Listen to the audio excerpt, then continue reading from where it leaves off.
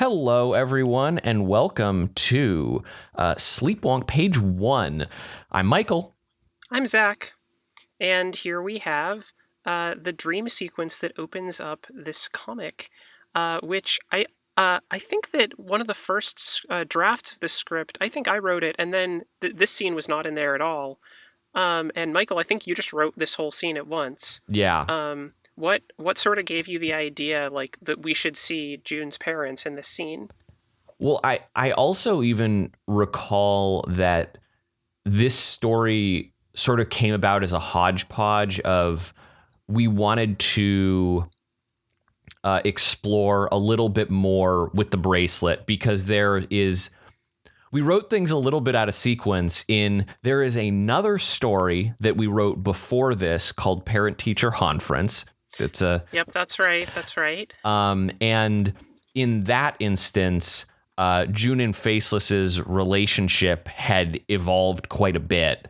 And so we realized we basically jumped from curse to that with no connective tissue, so to speak. And while certainly you absolutely could conduct a story like that, and many narratives do kind of do temporal jumps where just like, oh, that happened behind the scenes, we did figure that perhaps spending a little more time with the bracelet and kind of reminding the audience like, hey, the Faceless Abomination, well, the Faceless Abomination is more involved in June's life than just that simple episode. It's not, Faceless isn't just a throwaway character. And so sort of explaining a little bit more plane walking and experiencing that. But yeah, I just kind of liked the notion of starting the story in a place that was a little bit disorienting for the audience, but that seemingly was not disorienting, at least on the first page, for June. And just kind of immediately setting you back on your heels a little bit of like, wait, did I miss something?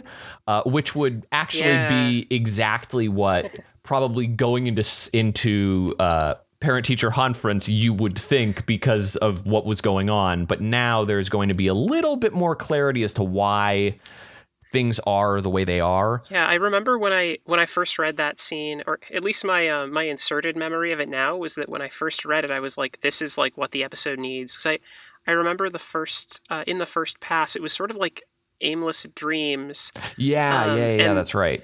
It was more abstract. There wasn't really much going on, but like I think adding June's parents really hit it. And now I'm probably going to go check my emails, and like the first comment is going to be like, "This is terrible. I hate it. It needs to be more abstract." But that's inserted memory for you. And what is this episode about if not but memory and thoughts and feelings? Right. So speaking of which, so you're starting to color right now. Oh my gosh, yeah. The very short process of doing watercolor. Mm-hmm. I remember when we first started this, you were like, "Hey, Zach," and I was like, "Yeah, Michael." You were like, "I'm thinking of like hand painting with watercolors, everything." Yep. So what do you think about that idea? Oh, well, that's me definitely complicating things more than I need to. There was a whole thought process of, okay, so I'll print out what Zach's line art, and then I will watercolor on top of it, and I will rescan in everything, and then I realized, oh, wait, there are watercolor brushes with pressure sensitivity in Photoshop. Maybe I should just do that. And my goodness, that immediately made my life, I'll say, easier with the asterisk of I still didn't really know what I was doing. But so what you're seeing is just a lot of experimentation with a lot of brush options. There are some. I mean, it looks great though. Like I remember when I first saw the fully colored page, I was like, yeah, this is not an inserted memory of the awe that I felt in that, because that's close enough that I can remember it for real.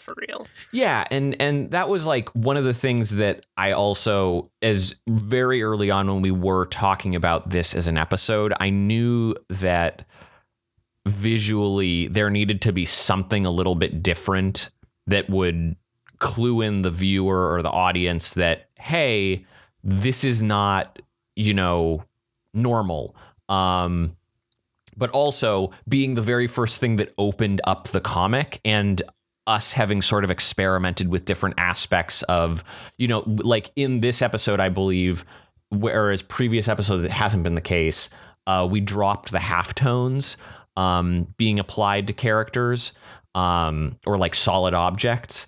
And so like we're continuing to sort of experiment and evolve on just like what feels right in terms of the overall feel. Yeah, dropping the halftones was definitely a good idea. Like, most people I don't think even ever noticed them really, and I don't think they gave like, I mean, they were so subtle that sometimes I would miss them when I was like doing a revision to a line or something, and then I'd pass it back and be like, oh shoot, did we not have the halftones? Yeah, for stuff like that, it's it just adds more time, and it doesn't produce that much greater of an effect.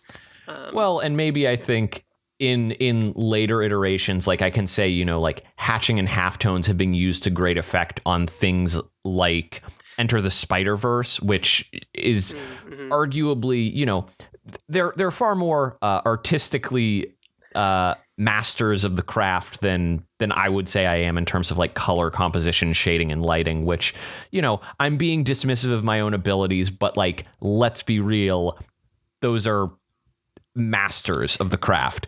But I think that's a fine thing to say. Yeah. Strive for that. But one of I can tell you the paintbrush that is burned into my mind is Round Robin. That is the Round Robin is the brush that I use for all of the subjects that kind of creates that fun little like edge thickness that you're seeing.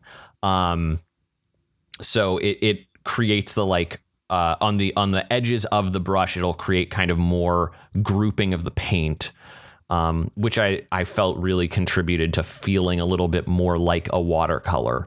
And periodically I would intentionally sort of miss a spot. So there'd be like a bit of, around June's mouth or something like that would kind of feel like, oh, some extra paint kind of collected in a certain area, just to not feel so clean across.